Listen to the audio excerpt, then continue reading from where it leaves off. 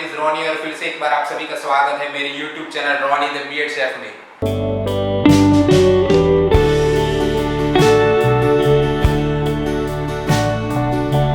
तो एक बहुत ही जबरदस्त रेसिपी लेकर आ गए हो आज आपके लिए, जिसका नाम है पैनकेक्स।